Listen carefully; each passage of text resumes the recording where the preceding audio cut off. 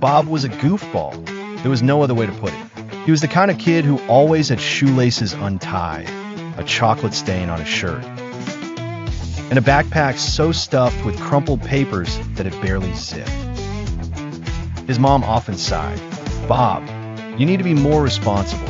But Bob would just grin and say, "I'll figure it out." One morning, Bob woke up late. As usual, he rushed to get dressed, only to realize his socks didn't match, and he had accidentally put on his little brother's t-shirt.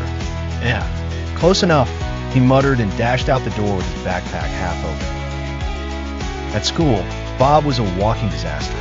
His homework was always mysteriously missing. Maybe my dog really did eat it, and he forgot his lunch at least twice a week. But despite his messiness, Bob had the biggest heart. If someone dropped their books, he'd scramble to pick them up, though he often knocked over more in the process.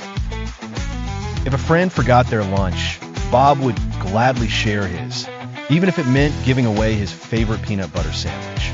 One day, the class was preparing for a big science fair. Everyone had been working hard on their projects, except Bob, who had completely forgotten. When his teacher asked about his experiment, he froze.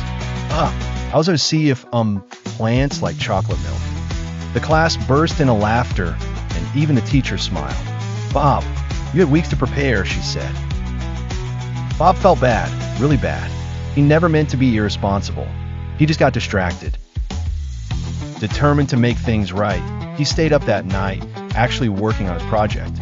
It was messy, covered in glue, and slightly crooked, but it was something.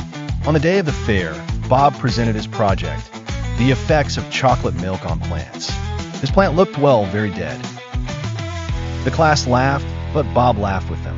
"Turns out, plants don't like chocolate milk," he said with a shrug.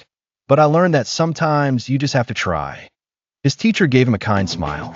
"That's the spirit, Bob." Bob would always be a goofball, messy, forgetful, and a little clumsy. But he was also kind, funny, and full of heart, and that, everyone agreed, made Bob pretty special.